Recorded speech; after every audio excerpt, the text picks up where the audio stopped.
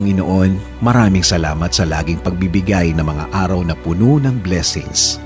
Salamat sa proteksyon mo na lagi kong kasama para sa akin at sa aking buong pamilya. Thanks for your provision, your guidance and protection. Thank you also, God, for your faithfulness and love for us, Lord. Panginoon, i-bless niyo po ang aking plano sa aking buhay at sa aking pamilya. Alam ko po na lagi niyo akong pinoproteksyonan kasama ng aking mga pangarap.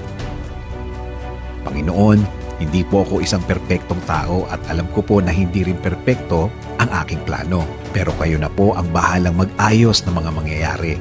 Dahil naniniwala pa rin ako, Lord, na ikaw ang mas nakakaalam ng bukas.